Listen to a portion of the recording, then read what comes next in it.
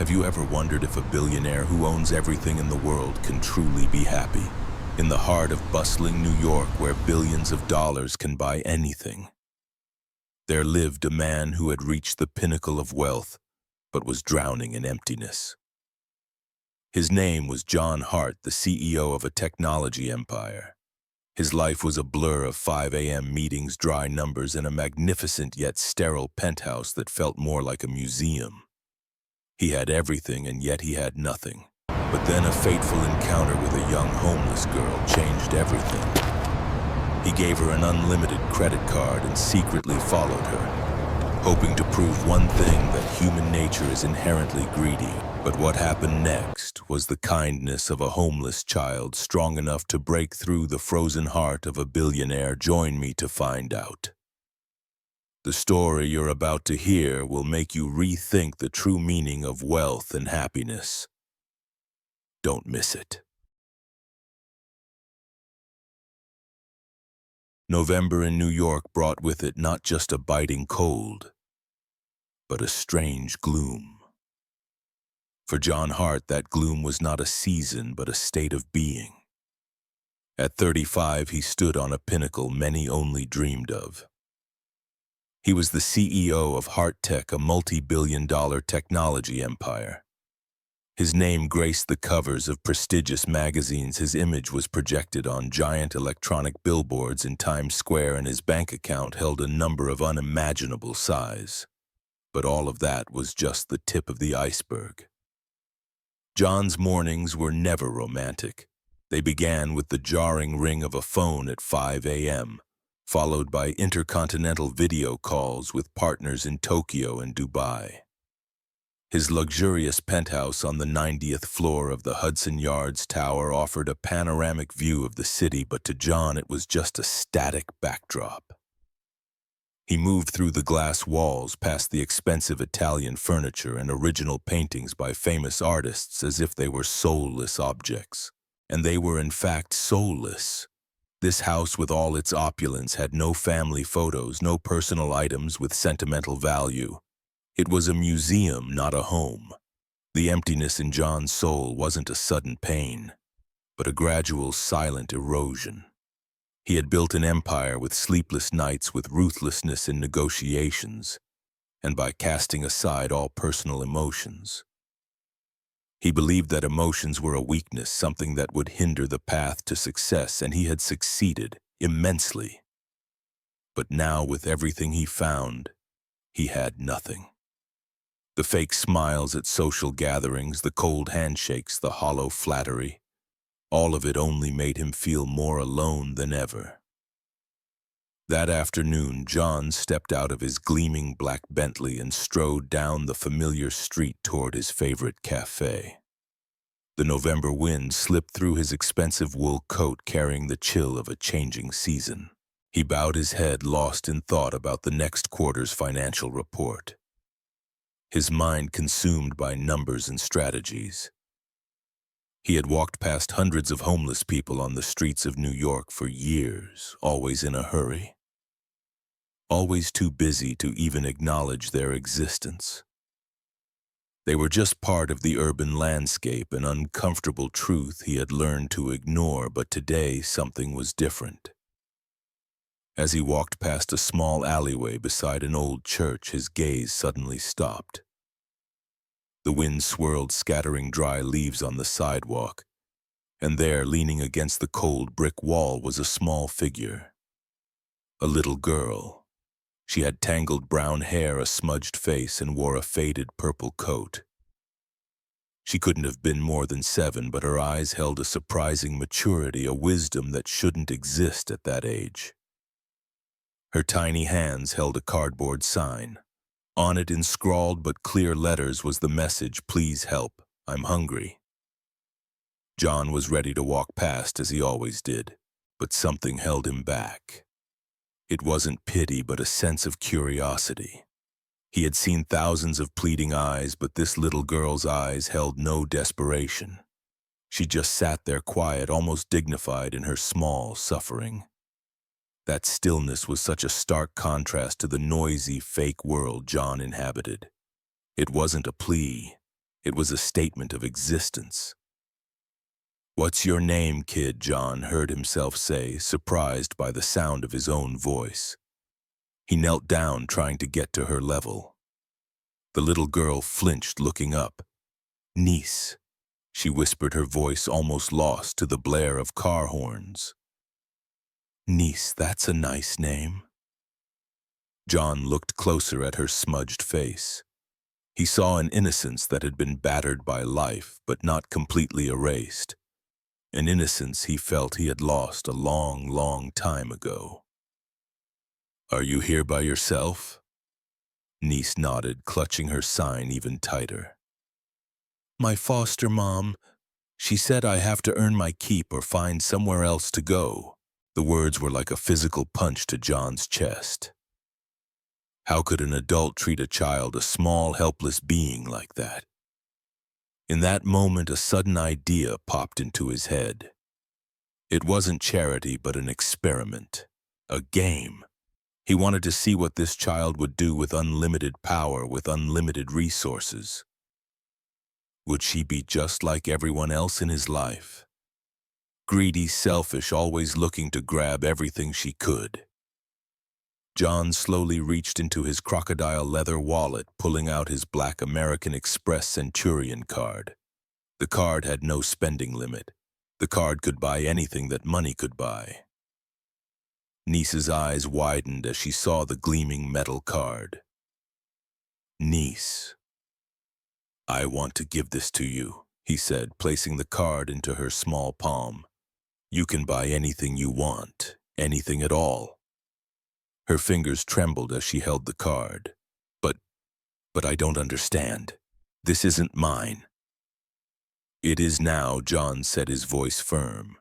"Use it in a way you think is best." John stood up, his heart pounding with an emotion he couldn't name. "There's a shopping mall just 2 blocks away. This card works everywhere." Before Niece could protest, John turned away. But he didn't go far. He stepped into the cafe across the street, choosing a secluded seat by the window, where he could observe everything. He pulled out his phone quickly, accessing the mall's security camera system, a privilege of being a major shareholder in the real estate development company that built it. What was about to happen would either reinforce his cynical view of human nature or change everything he believed about the world. As Niece stood up, still clutching the card in both hands, John felt a strange tension. For the first time in years, he genuinely cared about what someone else would do. Niece walked slowly toward the mall, the black card in her hand, seeming heavier than anything she had ever held. People breezed past her, businessmen in expensive suits, women with designer bags, teenagers laughing into their phones. But she paid no attention.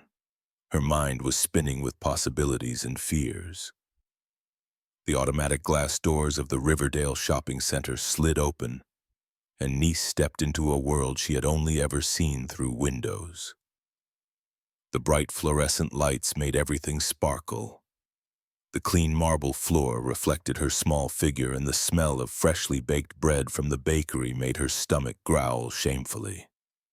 She hadn't eaten anything in 2 days, not since her foster mom, Mrs. Peterson, had yelled at her for accidentally breaking a cup. From the cafe, John opened the security cameras on his phone with a trembling finger. Camera 1 showed Niece standing right at the entrance, looking completely overwhelmed by the crowd. A security guard noticed her and began to approach, likely thinking she was a lost child or a potential shoplifter. Camera 2 caught Niece walking past a huge toy store, her eyes wide as she looked at the displays of dolls, video games, and stuffed animals. An electronic dinosaur roared as she passed, making her jump back. For a moment, she pressed her face against the glass, watching the other children inside, pleading with their parents for the latest gadgets. Camera 3 showed her stopping at an electronics store, staring at a wall full of tablets and gaming systems any child her age would crave. A salesperson approached her, clearly annoyed by her ragged appearance, and Niece quickly moved on. But Niece kept walking, her destination unclear. "Where are you going, kid?" John whispered to himself, the coffee in his hand, now cold. A few other customers in the cafe noticed his intense focus on his phone, but he didn't care. Nothing else in the world mattered more than watching this tiny child make her first choice in life. Finally, she stopped at a supermarket. Through the security feed, John saw Niece approach the customer service counter, her small hands holding the black card like a life raft. The counter clerk, a teenage girl with pink hair and multiple face piercings, looked down at her with thinly veiled annoyance. "Can I help you?" she asked, chewing gum and glancing at the clock. Niece held up the black card with both hands, her voice barely a whisper. "Miss, can I use this to buy food?" A kind man said, "I could buy anything, but I've never used a card like this." The clerk's eyes widened when she saw the American Express Centurion card. Her attitude changed instantly from irritation to shock. She had likely never seen such a card in real life. These cards were reserved for the ultra-rich, those who spent hundreds of thousands of dollars each year. "Oh yes, for sure, kid. This card works anywhere, literally anywhere." The clerk leaned forward, curiosity replacing her initial hostility. "Where'd you get it?" "A kind man gave it to me." Niece answered simply, then asked a question that would change everything. "Can you help me find a way to buy food for a lot of people?" John nearly dropped his phone. He shot out of the cafe, almost colliding with a businessman reading a newspaper. He needed to see this firsthand to get a closer look at what this extraordinary child would do with unlimited purchasing power. He hid behind a magazine rack near the supermarket entrance, close enough to hear Niece's conversation with the clerk, but concealed enough not to be seen. Niece went straight to the bread aisle, and John watched as she carefully examined each loaf. She wasn't grabbing randomly. She compared prices, read labels, and made deliberate choices. She picked out 4 of the cheapest loaves of white bread, then methodically made her way to the deli counter. "Excuse me, sir," she said politely to the deli worker, a kind-faced man in his 50s. "Could I get enough turkey and ham to make a lot of sandwiches?" The man smiled at her, clearly amused by her politeness. "How many sandwiches are we talking about?" Sweetie Niece's small face crinkled in concentration as she counted on her fingers. "About 20. There are a lot of hungry people outside who don't have homes. I want to make sure everyone gets enough." She paused, then added, "And can you slice it a little thick? When you're really hungry, a thin sandwich doesn't help much." John felt his chest tighten. When you're really hungry, this child was speaking from her own experience. The deli worker's expression became completely tender. "You know what, kid, I'm going to give you the premium meat, but I'll charge you for the regular kind, and I'll make sure you get a lot." "That's very kind of you, sir, but you don't have to do that," Niece replied seriously. "That man gave me this card and said I could buy anything. I think that means I should pay the right price for good food." The coffee cup in John's hand slipped from his grip, shattering on the floor. Other customers turned to look, but he didn't notice. His eyes were glued to the scene unfolding before him. A 7-year-old was teaching a grown man about integrity and fairness. Niece continued her shopping with the focus of someone on a mission. She added peanut butter and jelly, then stopped at the soup aisle. John watched as she read the labels, carefully selecting the heartiest and most nourishing soups instead of the cheapest ones. As she reached for the cans of beef stew, a store employee approached her. "Are you shopping by yourself, sweetie?" the woman asked with a concerned look. "Where are your parents?" "I don't have parents anymore," Niece answered matter-of-factly. "But it's okay. I'm shopping for my friends who are hungry." The employee looked uncertain, clearly not knowing how to handle this situation. Maybe you should wait for an adult to help you. I'm being helped, Niece said, holding up the black card. A good person trusted me to do something important. What kind of 7-year-old talked about trust and responsibility with such clarity? John continued to follow Niece through the store, his astonishment growing with every item she chose. After filling her cart with practical and nourishing foods, she went to the clothing section. But instead of looking at children's clothes, she went straight to the adult section. "Excuse me, ma'am," Niece said to a salesperson. "Do you have any warm socks? The really thick kind that keeps your feet warm when you have to sleep outside." The salesperson, a woman in her 30s with a kind smile, knelt down to Niece's level. "Sweetheart, are you buying these for someone special? For a lot of people who don't have a warm place to sleep," Niece explained. "And gloves, too. It's getting cold and their hands will hurt." John watched as the employee helped Niece select thermal socks, warm gloves, and even a few beanies. The woman's eyes welled up with tears as Niece explained the reason for each item. "Is that everything, sweetie?" the cashier asked when Niece finally arrived at the checkout with her overflowing cart. Niece looked around the store one more time, then back at the black card in her hand. "Can I get more?" he said. "I could buy anything. That card has no limit, sweetheart. You can buy anything your heart desires." Niece's eyes lit up, and for a moment John braced himself. Here it comes, he thought.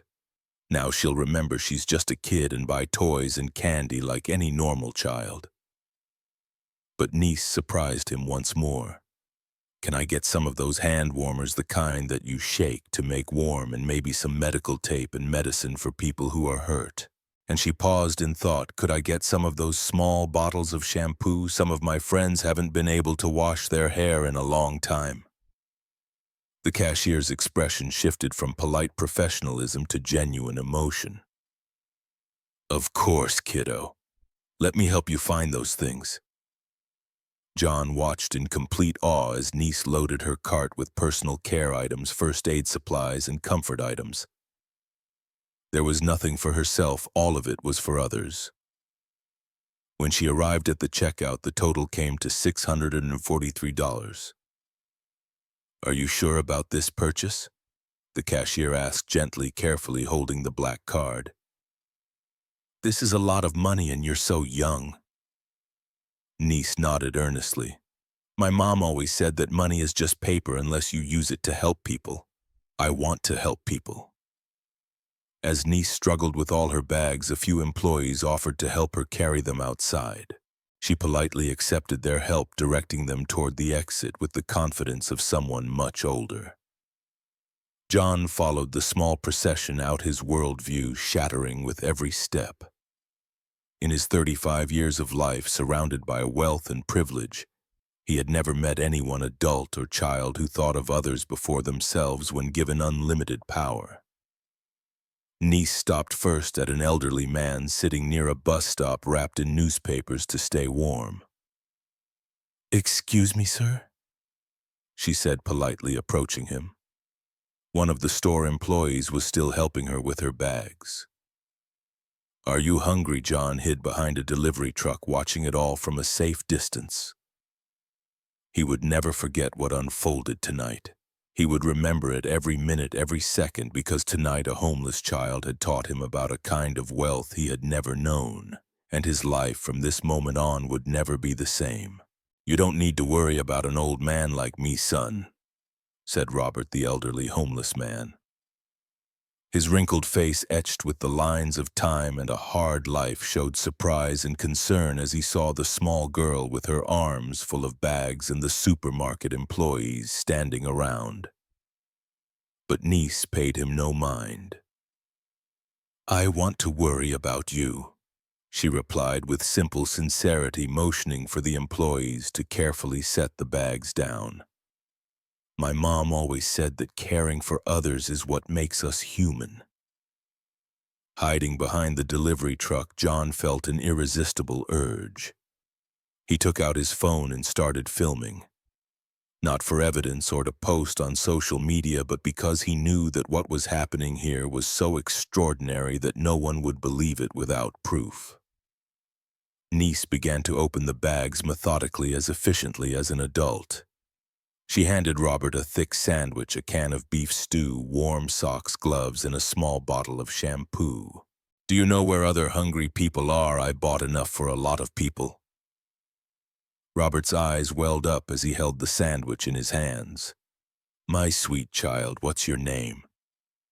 "Niece," she answered. "And what's your name?" "Robert," he said, his voice a little choked. "It's been years since anyone called me sir with such respect." He explained that there was a group of people who usually slept behind the library. They tried to help each other, but winter was coming and things were getting harder. "Can you take me there?" Niece asked immediately. "I want to share with everyone." As they walked, Robert called out to other homeless people they passed. His voice was filled with an excitement John had never heard from a person living on the street. "Sarah, Marcus, Tommy, come here. This little angel has food for us." News spread quickly through the homeless community. By the time they reached the back of the library, a small crowd had gathered. John followed them, hiding behind cars and trees, but close enough to witness everything. With every person Niece helped, John's chest tightened even more, his breathing becoming heavy. These were not just random acts of kindness. Something much deeper was happening here. Something that challenged every assumption he had ever held about human nature, about childhood, about what truly mattered in life. Behind the library, Niece found 12 people huddled around small fires in metal barrels. Their ages ranged from teenagers to the elderly, all with the tired, resigned look of people forgotten by society. When Niece appeared with her bags and her small army a few of them stood up in surprise. "Please everyone sit and rest," Niece said with a natural authority that was out of place for her age. "I brought food and warm things for all of us." For the next 2 hours, Niece worked like a tiny commander of compassion. She made sandwiches with the care of a professional chef, opened cans of soup and shared it with everyone, and distributed warm clothes with consideration for each person's specific needs. Most remarkably, she listened to each person's story with the focus and empathy of a professional counselor. She remembered names, instantly asked about their health and circumstances, and somehow made each person feel seen and valued in a way they probably hadn't experienced in years. John watched from behind a tree, his hands trembling as he continued to film. A 7-year-old was doing what he, with billions of dollars and business acumen, had never thought to do, treating the homeless like human beings worthy of dignity, respect, and personal attention. But the moment that completely broke him was when Niece noticed a pregnant teenage girl shivering in a corner, separated from the group. "Are you okay?" Niece asked, approaching the pregnant girl with a gentleness as if she were approaching a wounded bird. The girl couldn't have been more than 16, with empty eyes and clothes that had seen too many seasons. "I'm fine, kid," the girl replied, but her voice trembled with more than just the cold. "You don't need to worry about me." Niece watched the girl carefully, then disappeared into her remaining bags. She pulled out the warmest coat she had bought, a thick lined jacket originally intended for one of the older men, and wrapped it around the pregnant girl's shoulders with infinite tenderness. "The baby needs to be warm," Niece said, simply adjusting the jacket to cover the girl's belly. "And mothers need to be warm too, so they can take care of their babies." The pregnant girl, who later introduced herself as Jessica, began to sob. I don't know how to take care of a baby. I have nowhere to go and I'm scared." Niece sat down next to her, taking Jessica's hand in her own small one. "What's the baby's name?" "I don't know yet. I don't even know if it's a boy or a girl." That's okay, niece said seriously. When my mom was pregnant with me, she didn't know either. But she told me that she would talk to me every day even before I was born. She said, babies can hear love. Jessica's tears flowed harder. Your mom sounds very special. She was very special. She's in heaven now, but she taught me that love is the only thing that really matters. Niece's voice became stronger. She said that when we take care of others, especially those who are afraid or hurt, we are being God's hands and feet on earth.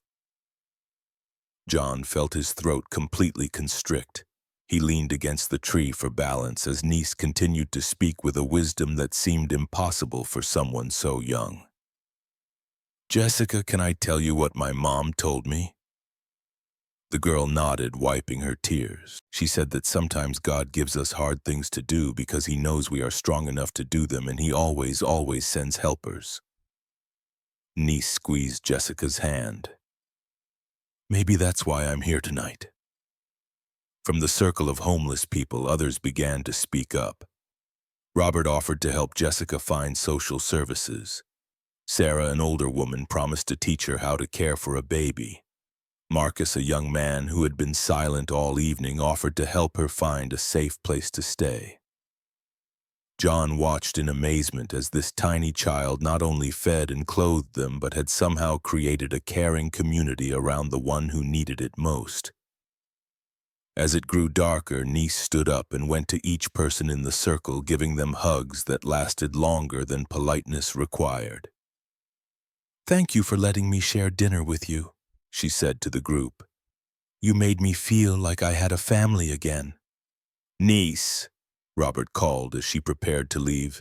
You will always have a family here. You gave us something more precious than food and clothes. You gave us hope. John watched as niece said her final goodbyes, promising to come back and check on everyone, especially Jessica and her baby. As she walked away from the library, her hands holding the empty shopping bags and the black credit card, John saw her in a completely different light than he had just a few hours ago. This was not just a homeless child who had been kind with someone else's money. This was a teacher, a healer, a light in a darkness he had never realized had surrounded his own life. He followed her as she returned to the same street corner where he had found her. But instead of sitting down with her cardboard sign to continue begging niece, did something that broke John's heart into a million pieces. She carefully folded the sign and threw it into a nearby trash can. Then she sat down on the cold concrete, pulled her thin coat tighter around her shoulders, and took out the black credit card. She stared at it for a long time, then looked up at the darkening sky where the first stars of the evening had begun to appear. Thank you, God, she whispered, her breath visible in the cold air, for letting me help people today. It felt like being with Mom again. John stepped out of his hiding place, his decision made. He couldn't pretend to be a stranger anymore, couldn't continue this charade of a test. Niece looked up as he approached, and her face lit up with genuine joy and recognition. Sir, I was hoping I'd see you again. She held out the credit card with both hands, returning it to him like a sacred object. Thank you for letting me borrow this. I bought food and warm things for my friends. John knelt down beside her, his voice choked with emotions he hadn't felt since childhood. Niece, that card is yours. You can keep it. You can use it whenever you want for whatever you need. Niece's eyes widened in astonishment. Really, I can buy more food for people, and maybe help Jessica find a place for her baby. You can buy anything you want, kid. Anything. Niece was silent for a moment, her 7-year-old mind processing this extraordinary gift. Then she looked straight into John's eyes with a maturity and clarity that took his breath away. Sir, can I ask you something important? Anything. Why did you really give me this card? Were you testing me to see what kind of person I am? John's jaw dropped. How could she have understood what he had done? Niece continued, her voice soft but full of insight. My mom always said that sometimes God sends people into our lives to teach us things we need to learn. Maybe you needed to learn something today, too. In that moment, John Hart, the billionaire, the CEO, the master of his universe, realized that he was the student, and this 7-year-old child was the teacher he had been unknowingly searching for his entire life. But what Niece said next would change everything. Sir, I have something important to tell you. But first, can you help me with something? Jessica over there needs to go to the hospital to make sure her baby is okay. But she's scared because she doesn't have money or insurance. Can we help her? John's world tilted on its axis. After all this child had done, after the miracle he had just witnessed, she was still thinking of others, still putting their needs before her own comfort and safety. Of course, niece. We can help her. We can help her with everything she needs. Niece smiled, but then her expression turned serious again. Good. Now I can tell you the important thing. She looked up at him with ancient knowing eyes that seemed to look straight into his soul. I know who you are, Mr. Hart. John's blood ran cold. You know who I am? Niece nodded solemnly, her small hands still clutching the black credit card. You're John Hart. You own Hart Tech. Your picture was in the newspaper at the hospital when my mom was sick. The world seemed to stop. John felt dizzy kneeling on the cold pavement beside this remarkable child. Niece, why was my picture at the hospital? Because you donated money to build the new pediatric cancer wing. Niece replied, her voice softening with the memory. The nurses showed the article to my mom. They said a very rich man wanted to help sick kids get better. John's throat constricted. He remembered that donation, $50 million, given mostly for tax benefits and positive public relations. He had attended a ribbon-cutting ceremony, posed for a few photos, and never thought about it again.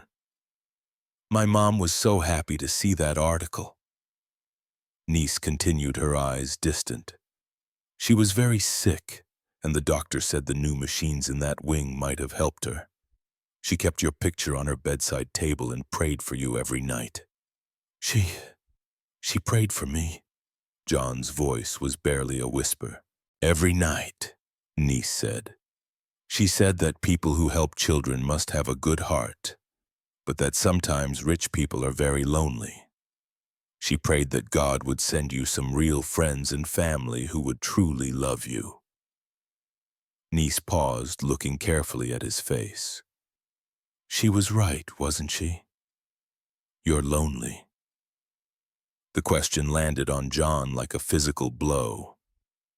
In all his success, surrounded by employees, business partners, and social acquaintances, he couldn't remember the last time anyone had asked about his loneliness. He couldn't remember the last time anyone had cared enough to ask. Yes, he admitted the words, scraping his throat. I am very lonely. Niece stood up and without a moment of hesitation wrapped her smooth arms around his neck in a hug that felt like coming home. You don't have to be lonely anymore, Mr. Hart. God sent me to be your friend. John held this small, resilient child and felt 35 years of carefully built walls crumble around him. When was the last time he had cried? When was the last time he had felt this pure, unconditional acceptance? Niece, he choked out, your mother sounds like an extraordinary woman. She was, Niece said. She always said that God puts people in our lives for a reason, even if we don't understand why at first. Niece pulled back to look at him seriously. I think maybe God put you in my life tonight because you needed to remember what love feels like. And maybe he put me in your life because I needed to remember that there are still good people in the world. John felt something fundamental shift inside his chest. This child, this wise, generous, miraculous child was speaking truths his Harvard MBA and decades of business experience had never taught him.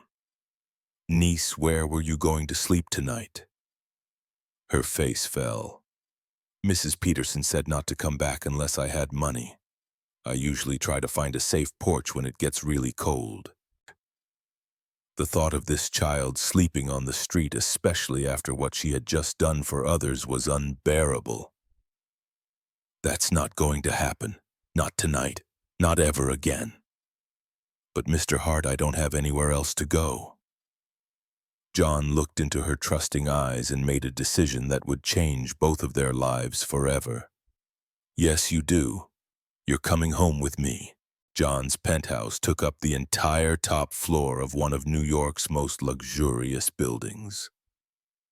When the private elevator doors opened directly into his living space, Niece stepped out, and her mouth fell open in awe.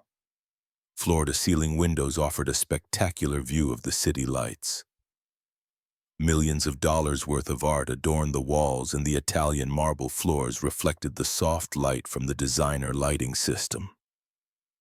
Mr. Hart, Niece whispered, her voice full of admiration. "Your home is like a palace." But as Niece explored the space, John saw it through her eyes and felt a wave of shame.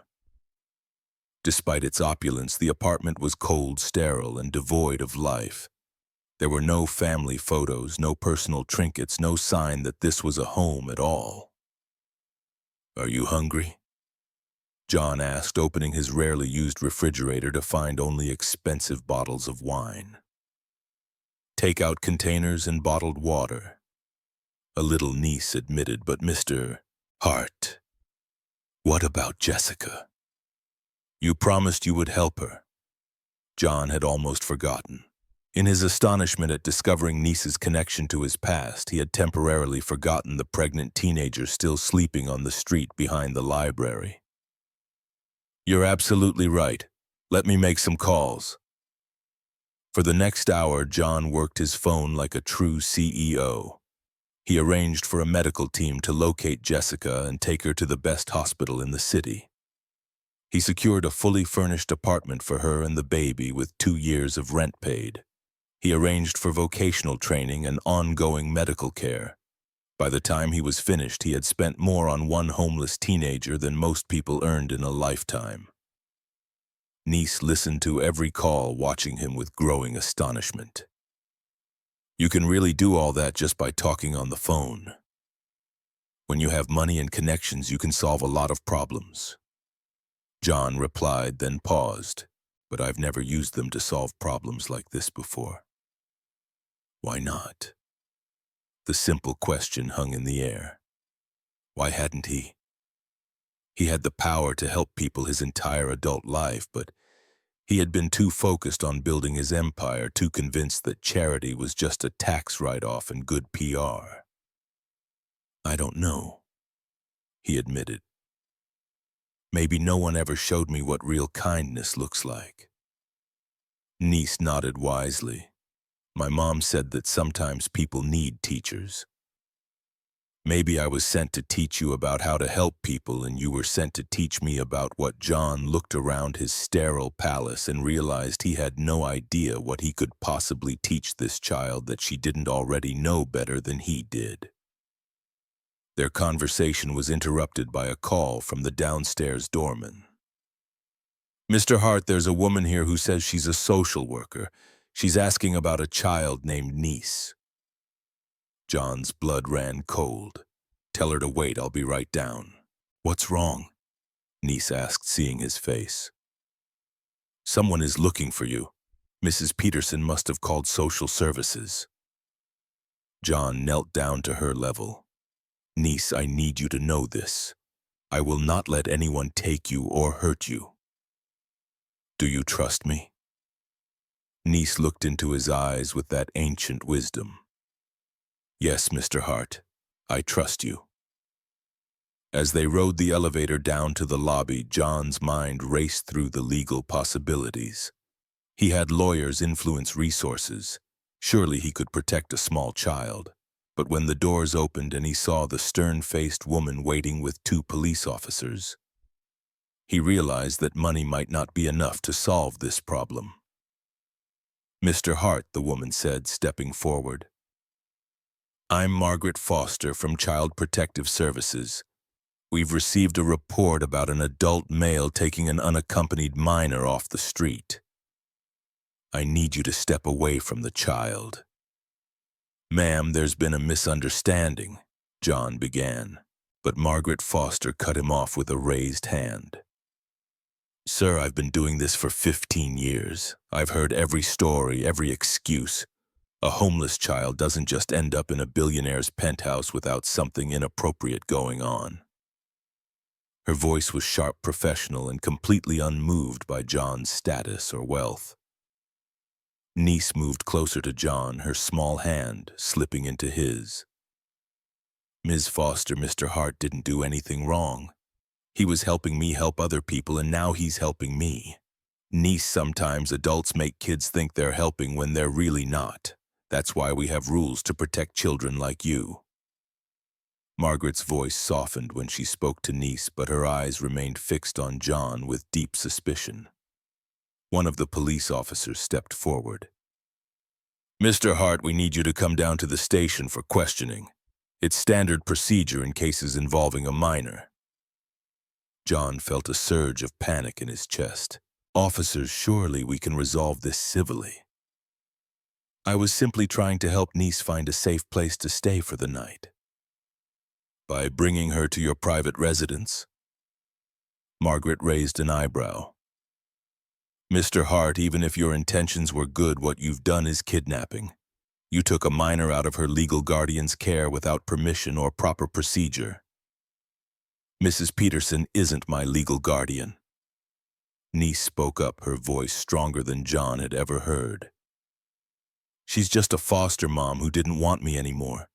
She told me to leave and not come back unless I brought her money." Margaret knelt to Niece's level, her expression softening. "Sweetheart, I know that foster homes can be difficult, but there are proper ways to handle these situations. Adults can't just take kids home, no matter how much they think they're helping." "But he didn't kidnap me," Niece insisted. "I asked to stay with him because he was lonely and I was lonely, and lonely people should take care of each other." John watched the conversation, feeling helpless despite all his power and influence. How could he explain to these people what he had witnessed tonight? How could he make them understand that Niece was not a normal child and what had happened between them was an extraordinary thing? "Ms. Foster," he said carefully, "before you make a decision, there's something you need to know. Niece spent the entire day using my credit card to buy food and supplies for the homeless. She didn't buy a single thing for herself. What kind of 7-year-old would do that?" Margaret's expression didn't change. "Mr. Hart, I appreciate that you may have witnessed a kind gesture, but that doesn't change the fact that you've broken several laws tonight. Children belong in proper homes with proper supervision, not in bachelor apartments with men they just met. He's not just a man I just met." Niece said, her voice full of frustration. "His money helped build the place where my mom died. She prayed for him every night. God sent me to help him remember how to love people." For the first time, Margaret looked uncertain. "Niece, what are you saying about your mother?" Niece's eyes welled with tears, but her voice was steady. "My mom died in the cancer wing Mr. Hart paid for. She said that people who help sick children must have a good heart, but that rich people are sometimes very sad and lonely. She made me promise that if I ever met a rich and lonely person, I would try to be their friend." The room fell silent. John saw something shift in Margaret's expression, a crack in her professional armor. "Even if that's true, sweetheart, we have procedures to follow. Mr. Hart can't just decide to take care of you." "Why not?" Niece asked with heartbreaking simplicity. "He has a big house and lots of money, and I have nowhere else to go. Mrs. Peterson doesn't want me, and he does. Why can't people who want to care for each other care for each other? John found his voice. Ms. Foster, legally, what exactly does it take? What does it take for me to become niece's guardian? Margaret looked carefully at his face. Background checks, a home study, court hearings, financial assessments. The process takes months, sometimes years. And Mr. Hart, you're a single man with no experience raising children. The court prioritizes stable family environments. So where does niece go tonight? John's voice was thick with emotion. She goes back to a foster home where she's not wanted, back to the streets. She'll go into emergency foster care while we work this out. Niece squeezed John's hand. Mr. Hart, will I get to see you again? Before he could answer, Margaret's phone rang. She stepped aside to take the call, speaking in low, urgent tones. When she returned, her face was filled with alarm. Mr. Hart, there's a new development. We just received a call about your activities tonight. The caller reported seeing you giving a credit card to a homeless child, then following her around the city. The caller said you were luring her. John's heart sank. Who would make such an accusation? The caller identified herself as Grace Peterson, niece's foster mother. Niece's face went white. Mrs. Peterson called, but she told me to leave and never come back. Margaret Foster's face hardened as she looked at both John and niece. Mr. Hart, Mrs. Peterson is claiming that niece has a history of lying and manipulating adults for money and attention. She says the child is disturbed, potentially dangerous. That's not true. Niece's voice was panicked. Mrs. Peterson was mean to me. She locked me in a closet when I was too loud, and she took the money that was supposed to be for my food and clothes. Niece Margaret said gently but firmly, "Children sometimes exaggerate when they are upset." John felt a rage building in his chest. Ms. Foster, you've spent 15 minutes with niece. I've spent hours. This child is the most selfless, honest person I've ever met. She used unlimited purchasing power to feed the homeless. What kind of disturbed child does that, Mr. Hart? You're letting emotion cloud your judgment right now. That is exactly why we have procedures. One of the police officers stepped forward. Sir, we need you to come with us. There are serious allegations being made. But before anyone could move, niece did something that stunned everyone in the room. She took out her phone, an old beat-up device that John hadn't even realized she had, and began scrolling through videos. Wait, she said urgently. I can prove Mrs. Peterson is lying. She held up the phone, showing a video of herself from earlier that day sitting on the street corner with her cardboard sign. A timestamp showed it was filmed at 11:47 a.m. I sometimes take videos. Niece explained, her voice trembling but resolute, so I can remember my mom's voice when she taught me things. But this morning I recorded Mrs. Peterson being mean to me. She swiped to another video filmed that same morning. Mrs. Peterson's voice blared from the phone's speaker, sharp and cruel. I'm sick of feeding you, you little brat. If you can't earn your own keep, then get out. Don't come back here unless you bring me money.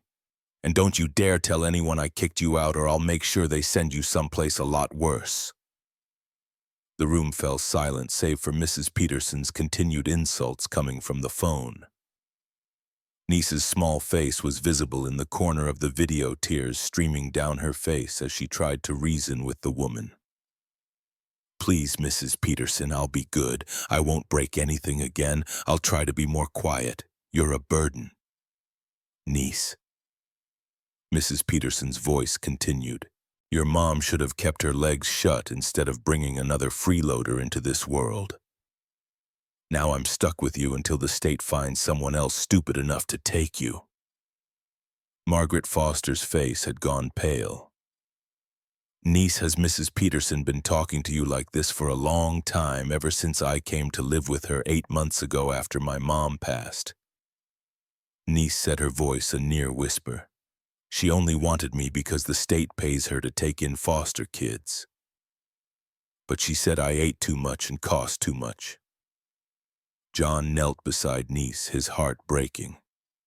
Why didn't you tell me about these videos sooner? Because adults usually don't believe kids when they tell bad things about other adults. They think we're making things up or exaggerating. Niece looked at Margaret with those ancient, tired eyes. But you can't say I'm making things up now, can you, Ms. Foster? Margaret was silent for a long moment, clearly processing what she had heard. Niece, do you have other videos like this? Niece nodded sadly. There are lots. Mrs. Peterson is mean to all the foster kids she takes in. She takes our food money and spends it on herself. She locks us in our rooms when her friends come over. She tells everyone that we're bad kids so they won't believe us if we complain. Ma'am, one of the police officers leaned toward Margaret.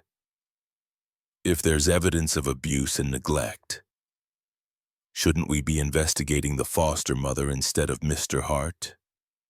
John felt a surge of protectiveness so strong it surprised him. Niece, I want you to know this. You are never ever going back to Mrs. Peterson. I don't care what I have to do or how long it takes. You are safe now. Niece looked up at him with tear-filled eyes. Do you really mean that? I mean it with everything I have. Margaret Foster closed her phone and looked at John with new eyes. Mr. Hart, given these new circumstances, I think we need to have a different conversation. But first, we need to ensure Niece's immediate safety. What does that mean? Niece asked. It means, Margaret said gently, you are not going back to Mrs. Peterson tonight or any night ever again. Niece's face lit up with the first genuine smile John had seen from her all day. Does that mean I can stay with Mr. Hart? Margaret hesitated. It's complicated, but yes, at least for tonight while we sort this out properly. As the officials left, John and Niece stood alone in his building lobby, both emotionally exhausted but somehow more relieved than they had been hours ago. Mr. Hart, Niece said quietly, are you really going to try to keep me? John knelt down and took her small hand in his. Niece, I'm going to try to become the man your mother prayed I would be. And if I succeed, then yes, I'm going to try to keep you forever. 3 weeks had passed since that extraordinary night, and John's entire world had changed in ways he never could have imagined. His sterile penthouse now bore the signs of a child's presence, coloring books on the coffee table, a pink backpack by the door, boxes of kids' cereal in the pantry. But more than the physical changes, Niece had brought life to spaces that had been empty for years. Her clear laughter echoed through the vast hallways. Her small feet pattered on the hardwood floors, and her small stories about school had replaced the suffocating slunts. John's life was no longer ruled by numbers and profits. He now worked from home 3 days a week, hiring more executives to handle his travel. He even brought Niece to the office with him. Employees who once saw him as a distant boss now saw him kneeling to tie her shoes or sitting on the floor drawing with her during breaks. Niece had become the office's soul, bringing warmth and laughter. John sat in his lawyer's office, a massive stack of paperwork for the emergency guardianship hearing laid out before him. Across from him was James Morrison, New York's most expensive family lawyer, who was well accustomed to handling complex cases. Mr. Hart, I have to be honest with you, James said, taking off his glasses to clean them. Your case is very unusual. Most single men seeking adoption don't start by taking a homeless child off the street and bringing her home. Most single men don't meet children like Niece. John replied, his voice filled with a conviction that was new. James was silent for a moment, looking at John with a scrutinizing gaze. He had worked with John for years and had never seen this level of personal emotion from him. The social worker's report is impressive, and Niece's psychological evaluations show she's thriving. Dr. Sarah Chen said she's never seen a child recover from trauma so quickly. But the court will want to understand your long-term intentions. James continued. This isn't just about providing temporary shelter. They want to know if you are willing to be a father even in the face of challenges. This was a question John had been asking himself for the past 3 weeks. When he took Niece home, it was a spontaneous act of protection. But as he watched her slowly come back to life in an environment of safety and unconditional love, something had awakened in him, something he never knew existed. James John said, his voice low. I spent 35 years building a company, amassing wealth, achieving every goal I thought was important. But I was slowly, quietly, and completely dying inside. Niece didn't just save herself that night. She saved me too. The court will need more than an emotional testimony, John James reminded him. They will want to see concrete proof that you can provide stable long-term care for a child who has experienced significant trauma. There will be challenges you can't solve with money. The office door opened and Niece walked in, her face radiant with excitement. In the 3 weeks since leaving the streets, she had gained weight, her eyes no longer looked haunted, and she moved with the natural energy of a healthy 7-year-old. Mr. Hart, Niece exclaimed. Guess what happened at school today? She climbed into the chair next to him, chattering about her new teacher, a reading book, and new friends. James Morrison observed the interaction with a professional curiosity. Niece, can I ask you something? Yes, sir. Do you understand what these meetings are about? Niece nodded seriously. Everyone is trying to decide if Mr. Hart can be my forever dad. Ms. Foster explained it to me. And how do you feel about that, Happy? She said simply. Mr. Hart takes care of me like my mom did. He reads to me, makes sure I eat my vegetables, and sits with me when I have nightmares about being hungry. John felt his chest tighten with emotion.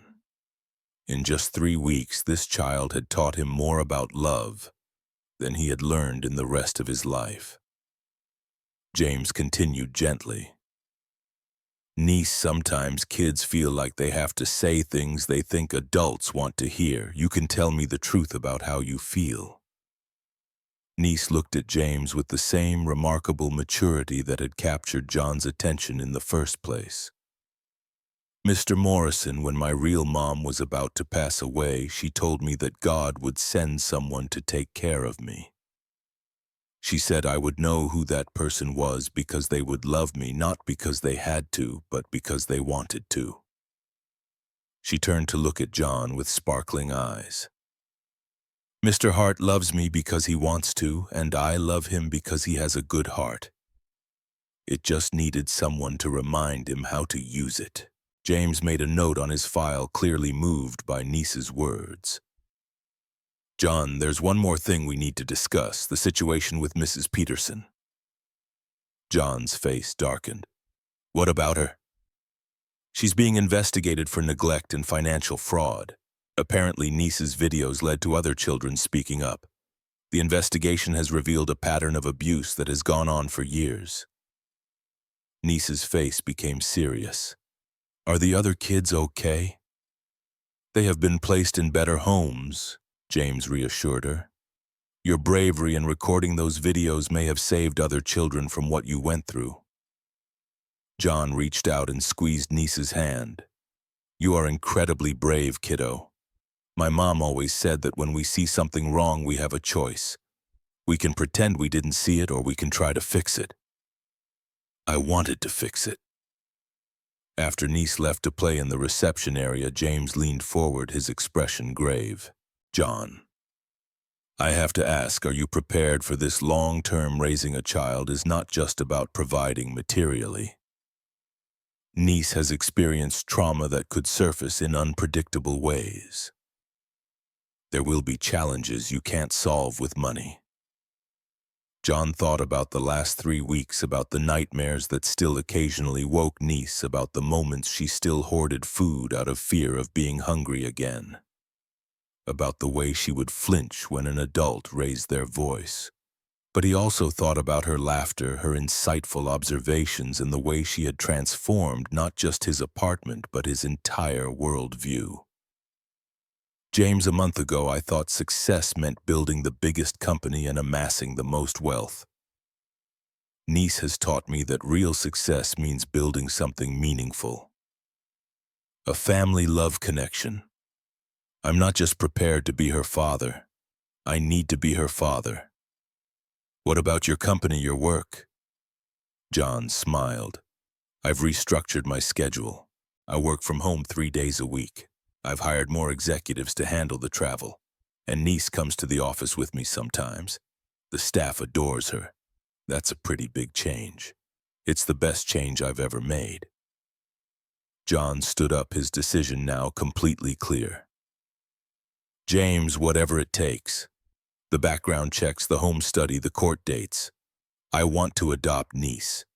Not just guardianship, but a full adoption. James nodded, making more notes. Then we'll need to prepare for a long process.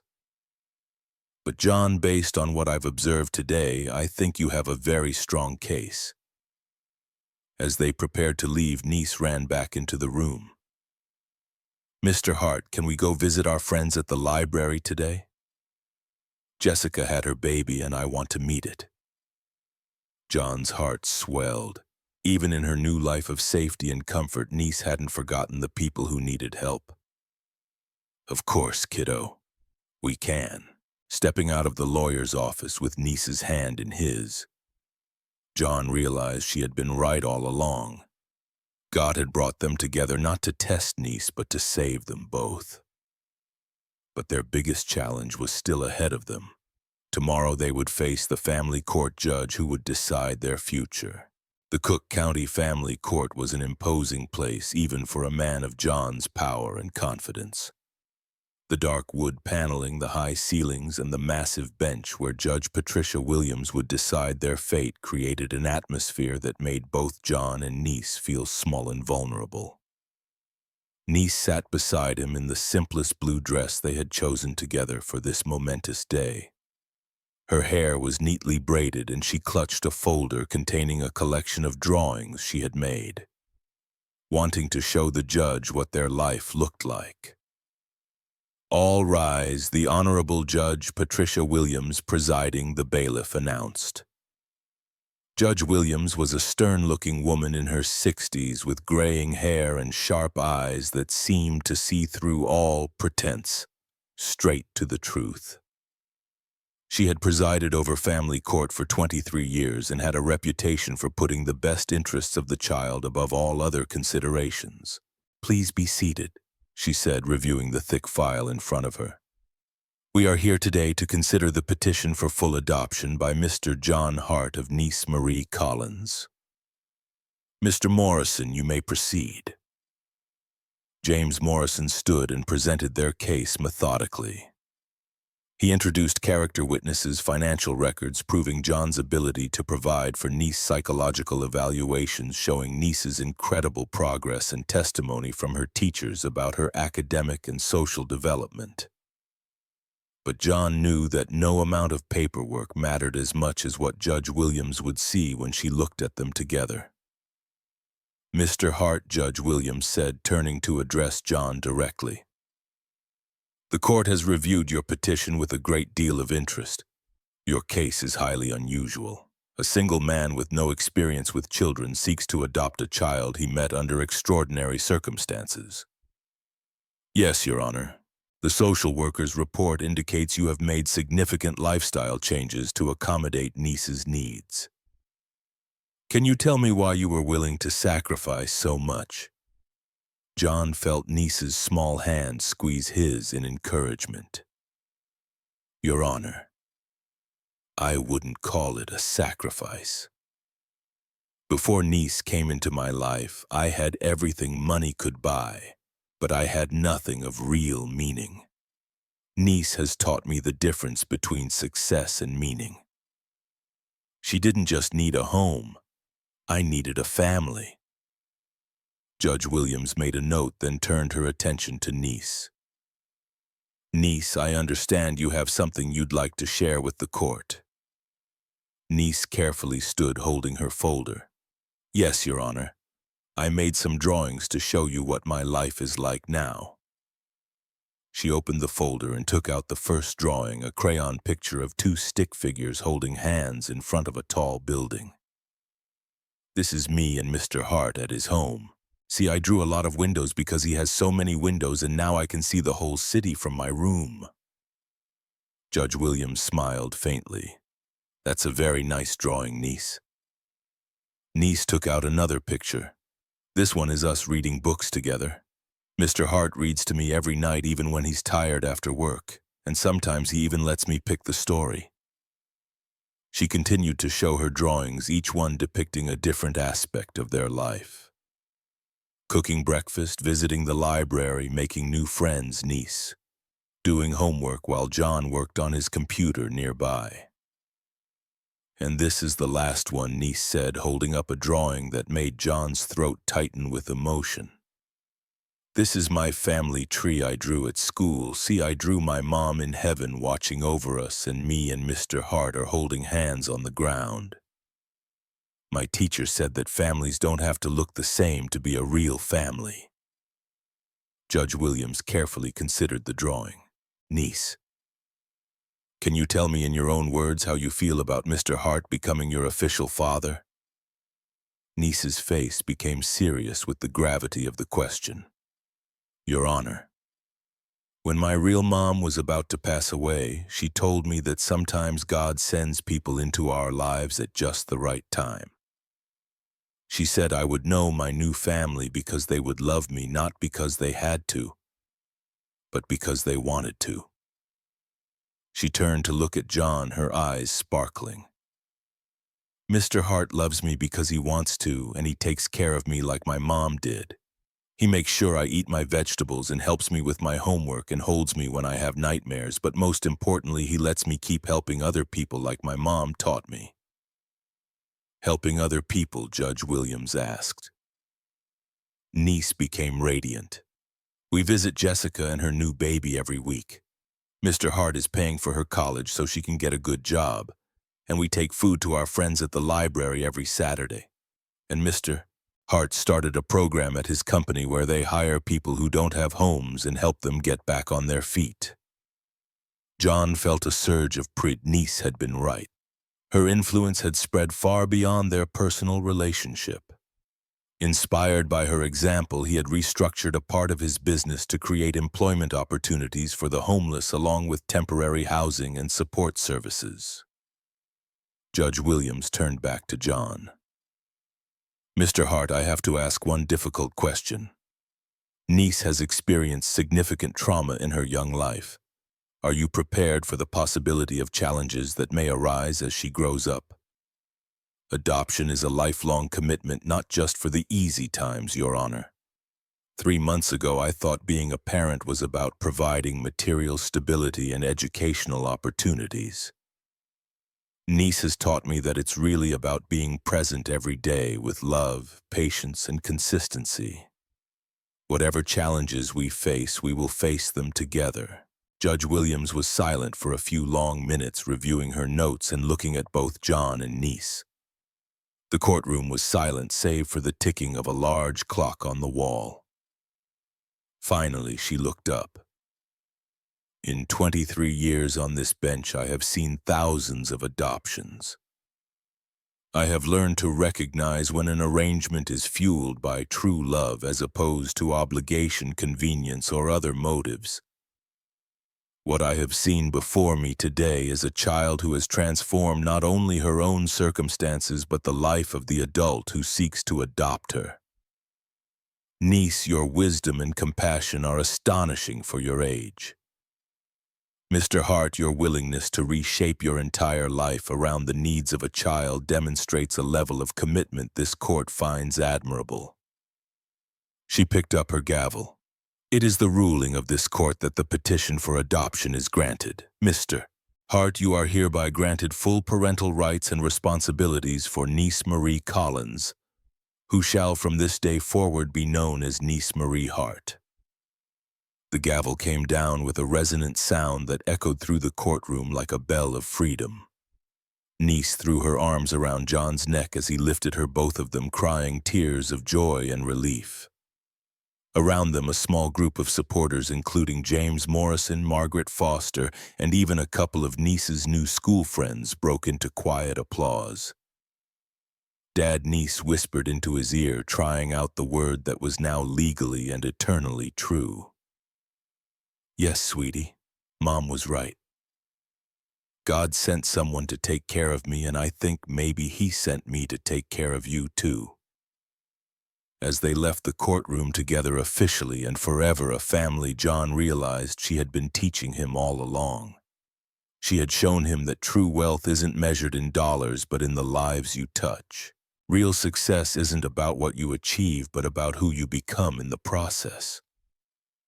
That night, as John tucked Niece into bed in the room that was now permanently hers, she looked up at him with the wise, ancient eyes that had captured his attention in the first place. Dad, do you know the best thing about today? What is it, sweetie? Now I get to call you Dad forever, and you get to call me your daughter forever. We're stuck with each other now.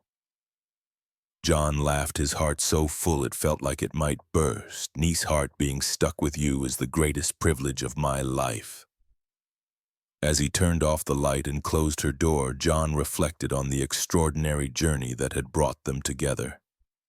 A simple experiment in character had revealed the greatest teacher he would ever know. A homeless child had shown him the way home.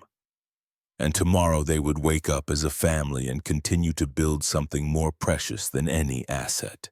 A legacy of love that would ripple out farther than John had ever imagined possible. And that is the story of John Hart and the little girl Niece. A story that teaches us that happiness isn't found in a bank account balance or luxurious possessions, but in the connections we make and the good we put out into the world. John thought he was testing Niece, but she was the one who truly tested and saved him. Niece taught him that kindness is the most valuable gift, and giving is the only way to truly fill your heart. If this story touched you, please leave a comment below and share your thoughts. And don't forget to hit like and subscribe so you don't miss our next inspiring stories. See you in the next video.